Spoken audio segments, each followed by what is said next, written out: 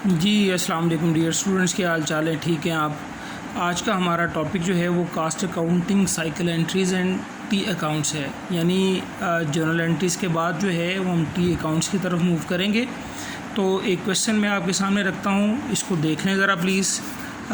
ये क्वेश्चन है जिसमें कहा जा रहा है following transactions were completed by Shafi pharmacy limited during the month of February. उसके बाद जो है ये ट्रांजैक्शन है ABCDEFG। ठीक है, अगरचा के रिक्वायरमेंट में ये कह रहा है कि pass journal entries journal form to record the above transaction. हम जो है वो जनरल एंट्रीज़ के साथ साथ जो है वो टी अकाउंट्स भी इसके बनाएंगे। तो ये क्वेश्चन आपके सामने है, तो आप इसको एक तो इसका स्क्रीनशॉट ले लें ताकि क्वेश्चन जो है वो आपके सामने ही रहे और इस क्वेश्चन को हम सॉल्व करते रहें। इसके साथ साथ जो है मैं इंशाल्लाह जब ये व्हाट्सएप पर आपको इसका लिंक शेयर करूँगा इस वीडियो का, तो मैं इस क्वेश्चन की पिक्चर भी आपको सेंड कर दूँगा ताकि आपको परेशानी का सामना ना करना पड़े। चलें स्टार्ट करते हैं। जनाब ये कह रहा है direct material worth ₹160 and indirect material of ₹20,000 were purchase. हमने डायरेक्ट मटेरियल और इनडायरेक्ट मटेरियल ख़रीदा है और टोटल मटेरियल जो है वो 160 + 20,000 यानी 180,000 का हमने परचेज़ किया है। तो पहली ट्रांजैक्शन जो होगी हमारी वो मटेरियल कंट्रोल अकाउंट जो है वो हम डेबिट करेंगे। Material control account debit, total amount है हमारे पास जो है 180,000 और क्रेडिट करेंगे हम अकाउंट पेएबल को। तो अकाउंट पेएबल ये क्रेडिट हो जाएगा 180,000 के साथ। उसके बाद जो है वो कह रहा है कि इसी ट्रांजैक्शन में but direct material 8,000 and indirect material of 2,000 were not according to specification and return to supplier. 8,000 और 2,000 का मटेरियल जो है रिस्पेक्टिवली डायरेक्ट मटेरियल और इनडायरेक्ट मटेरियल हमारी स्पेसिफिकेशन के मुताबिक नहीं है, हमने सप्लायर को वापस भिजवा दिया। यानी इसकी रिवर्सल एंट्री पास करेंगे, अकाउंट पेएबल डेबिट कर देंगे, ठीक है, और मटेरियल कंट्रोल अकाउंट क्रेडिट कर देंगे और ये अमाउंट बनेगी 8 और 2 10,000 की। तो $10,000 या 10,000 रुपीज़ जो भी है हमने ये ट्रांजैक्शन को रिकॉर्ड कर दिया। अच्छा, उसके बाद कह रहा है कि direct material worth 120 and indirect material worth ₹15,000 were issued to factory for use in production. यानी हमने डायरेक्ट मटेरियल इशू किया है 1,20,000 का, ठीक है। तो ट्रांजैक्शन नंबर बी है। तो जो डायरेक्ट मटेरियल हमने इशू किया वो हमें पता है कि work in process control account को डेबिट करेंगे, ठीक है। और ये 120,000 का हमने डायरेक्ट मटेरियल इशू किया है। इनडायरेक्ट मटेरियल हमने इशू किया 15,000 का, वो फैक्ट्री ओवरहेड कंट्रोल अकाउंट को चार्ज कर देंगे, डेबिट कर दिया 15,000। और टोटल इस तरह मटेरियल जो है वो 1,35,000 का हमने इशू किया, तो मटेरियल कंट्रोल अकाउंट जो है वो क्रेडिट कर देंगे 1,35,000 के साथ। अच्छा, उसके बाद कह रहा है but direct material of 3,000 and indirect material of 1,000 were not use in production and return by the factory to store room. यानी प्रोडक्शन वालों ने 3,000 का डायरेक्ट मटेरियल और 1,000 का इनडायरेक्ट मटेरियल जो है वो स्टोर में वापस भिजवा दिया, इस्तेमाल नहीं हो सका। तो अब इसकी रिवर्सल डालेंगे, यानी मटेरियल कंट्रोल अकाउंट डेबिट कर देंगे और जो डायरेक्ट मटेरियल वापस आया है वो work in process control account को क्रेडिट कर देंगे। डायरेक्ट मटेरियल जनाब वापस आया है 3,000 का और इनडायरेक्ट मटेरियल जो है वो वापस आया है फैक्ट्री से स्टोर रूम में 1,000 का। तो फैक्ट्री ओवरहेड कंट्रोल अकाउंट ये क्रेडिट हो जाएगा 1,000 के साथ। टोटल मटेरियल जो है वो स्टोर में वापस आ गया 4,000 का। इस तरह हमने ये ट्रांजैक्शन भी रिकॉर्ड कर ली। उसके बाद कह रहा है जनाब नंबर सी में gross wages and salaries for the month were ₹300,000। 3 lakh की ग्रॉस सैलरीज है, उसकी डिस्ट्रीब्यूशन प्रोवाइड कर दी। और आगे कह रहा है कि after deducting provident fund of employees at the rate of 10% of gross earning $270,000 were paid to employees. जी, तो सबसे पहले हम रिकॉर्डिंग एंट्रीज इसकी पास करेंगे, यानी हम पेरोल कंट्रोल अकाउंट को डेबिट करेंगे। Payroll control account debit, total हमारी जो सैलरीज़ हैं वो 3 लाख की हैं। पेरोल कंट्रोल अकाउंट 3 लाख के साथ डेबिट हो गया।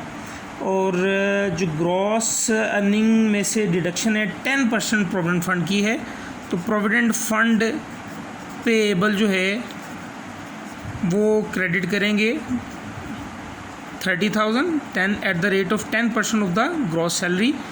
और बाकी जो है हमारी अक्रूड जो पेरोल है वो क्रेडिट हो जाएगी।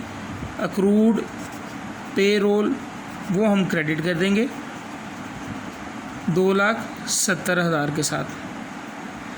अच्छा, उसके बाद जो है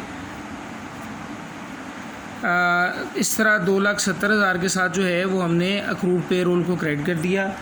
उसके बाद हम जो है वो अक्रूड पेरोल की पेमेंट कर देंगे।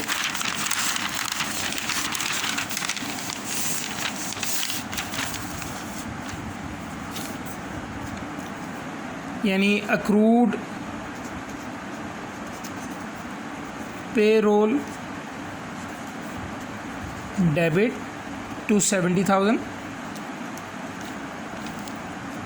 और कैश या बैंक क्रेडिट कर देंगे 270,000 के साथ। अच्छा, अब ये हमने रिकॉर्ड कर लिया और हमने पेमेंट कर दी इसकी। उसके बाद जो है वो हम इसकी डिस्ट्रीब्यूटिंग एंट्री की तरफ मूव करते हैं। डिस्ट्रीब्यूटिंग एंट्रीज़ में जो है वो उसने बाइफिकेशन बताई है कि डायरेक्ट कंप्राइजिंग 160,000 डायरेक्ट लेबर। जी, डायरेक्ट लेबर जो है हमारी 160,000 है, वो work in process control account को डेबिट हो जाएगी 160,000। उसके बाद कह रहा है जी 20,000 indirect labour. Indirect labour factory overhead control account को डेबिट कर देंगे 20,000। और कह रहा है जनाब ₹80,000 सेल्स सैलरीज़। तो सेल सैलरीज जो है वो सेलिंग एक्सपेंसेस को आप डेबिट कर लें या मार्केटिंग ओवरहेड कंट्रोल अकाउंट को डेबिट कर लें, एक ही बात है। ठीक है, तो सेलिंग सैलरीज़ हमारे पास जनाब आली है 80,000 और एडमिनिस्ट्रेशन जो सैलरीज़ हैं वो 40,000 है। तो एडमिन एक्सपेंसेस को डेबिट कर लें आप, या एडमिन ओवरहेड कंट्रोल अकाउंट भी डेबिट कर सकते हैं। ठीक है, ये हमने 40,000 के साथ डेबिट कर दिया। इस तरह टोटल जो है हमारे पास ये 3 लाख की पे रोल आ गई, जो हमने क्लासीफाई कर दी according to the cost classification. Payroll control account जो है वो हम क्रेडिट कर देंगे और इस तरह 3 लाख के साथ पे रोल कंट्रोल अकाउंट जो है वो ख़त्म हो गया। और जो वेजेस एंड सैलरीज़ हैं अपने अपने हेड में हमने इसको चार्ज कर दिया। उसके बाद कह रहा है the company also contributes an equal amount towards provident fund, यानी 10% ग्रॉस अर्निंग का कंपनी भी जो है वो provident fund towards provident fund जो है वो कंट्रीब्यूट कर रही है। तो इट मीन्स के प्रोविडेंट फ़ंड पेएबल एक दफ़ा फिर हम क्रेडिट करेंगे और 10% जो है वो पीछे हमने कैलकुलेट किया था वो 30,000 था, तो 30,000 हमने क्रेडिट कर दिया। आपके सामने ये टोटल अमाउंट जो है वो फैक्ट्री की वेजेस एंड सैलरीज़ की डायरेक्ट और इनडायरेक्ट जो है वो टोटल अमाउंट हमारे सामने बन रही है 1,80,000। ठीक है, तो 1,80,000 का जो है वो 10% 18,000 बनता है। तो फैक्ट्री ओवरहेड कंट्रोल अकाउंट जो है वो हम डेबिट कर देंगे 18,000 के साथ। ठीक है, सेलिंग की जो सैलरीज़ हैं वो 80,000 है। 80,000 का 10% जो है वो 8,000 बनता है। तो सेलिंग एक्सपेंसेस जो हैं वो हम डेबिट कर देंगे 8000 के साथ। ठीक है, एडमन एक्सपेंसेस जो है वो 40,000 है, इसका 10% जो है वो 4000 बनेगा। तो एडमन एक्सपेंसेस को जो है वो हम डेबिट कर देंगे 4000 के साथ। और इस तरह जो है ये टोटल 8 और 4 12 और 18 ये 30,000 इक्वल आ गया। इस तरह हमने जो है वो कंट्रीब्यूटिंग एंट्री भी पास कर दी। अच्छा, उसके बाद जो है वो नेक्स्ट में बता रहा है number D transaction, actual factory overhead cost 1,50,000। D में कह रहा है कि एक्चुअल फैक्ट्री ओवरहेड कॉस्ट जो है वो 1,50,000 है। तो एक्चुअल फैक्ट्री ओवरहेड कॉस्ट को हम जो है वो रिकॉर्ड करते हैं। फैक्ट्री ओवरहेड कंट्रोल अकाउंट जो है वो हम डेबिट कर देंगे 150,000 के साथ। ठीक है, अब इसमें बता रहा है including 25,000 for depreciation of plant and 5,000 for expired insurance of plant were recorded. यानी इसमें जो नॉन कैश एक्सपेंस है वो प्लांट की डेप्रिसिएशन, यानी हम इसको एक्यूमुलेटेड डेप्रिसिएशन वो क्रेडिट कर देंगे। वो उसने अमाउंट बता दी 25,000 की। और एक्सपायर्ड इंश्योरेंस जो है यानी प्रीपेड इंश्योरेंस को क्रेडिट कर देंगे हम। प्रीपेड इंश्योरेंस जो है वो क्रेडिट हो जाएगी 5,000 की। ठीक है, इस तरह टोटल जो है वो नॉन कैश एक्सपेंस हमारा 30,000 का बना। और बाकी कैश एक्सपेंस जो है वो 1,50,000 में से 1,20,000 का बनेगा। और वो हम क्रेडिट कर देंगे अकाउंट पेएबल को, यानी जिसकी हमने पेमेंट करनी है 120,000। जी आगे चलते हैं हम। नेक्स्ट ई में बता रहा है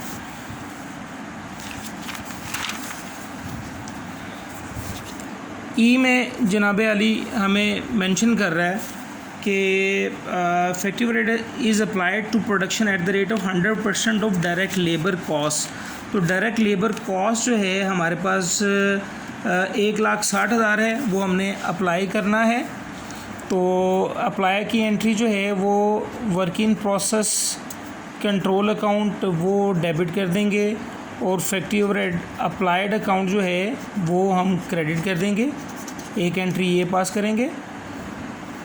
ठीक है, और अप्लाई कितना करना है 100% of direct labour cost. Direct labour cost जो है हमारे पास 1,60,000 की है।